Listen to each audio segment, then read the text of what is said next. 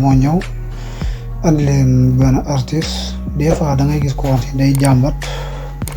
day ubbi seen ba pare seenu YouTube ba pare commencé dugal bu ko defee nit ñi bu ñu recherché duñ ko gis ak affaire yooyu léeg-léeg da ngay gis ku koy jàmbat wala moom bu ko defee du gis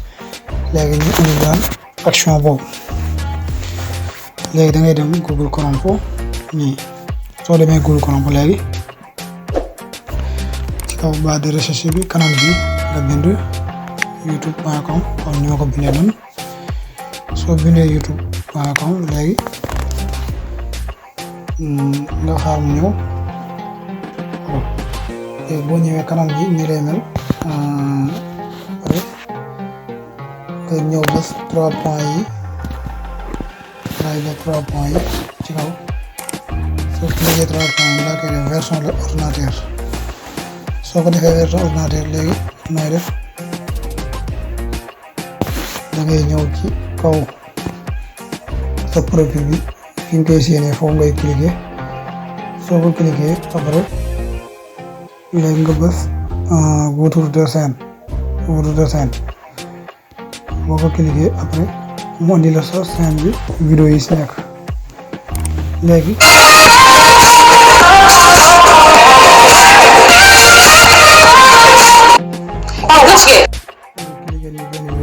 léegi proposé yenn fichier montage yi dugg benn vidéo la ba pare après nooy defaat na ngay def anam sax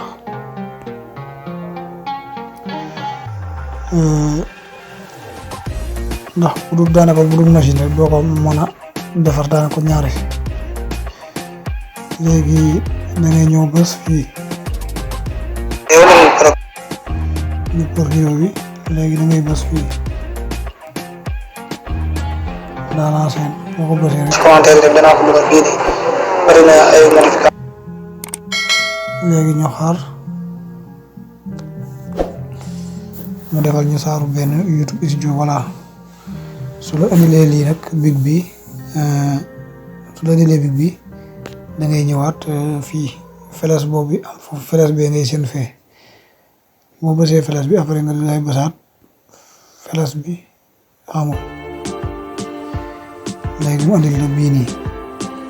kanam bi bu la indilee kanam bi nag léegi da ngay ñëw fii am na lu ma ne saaru benn affaire danaa ko def après benn prise boobu mooy joxe noonu moom ngay cliquer soo cliquer prise bi après loolu moo ne affaire boobu noonu yaa ngi gën après léegi sa vidéo yi nga dugal yëpp wala yi nga cliquer léegi nag boo bëggee sensé da ngay ñëw fii ñu def information ñu ngi noonu information générale moom ngay cliquer après soo defee information générale rek après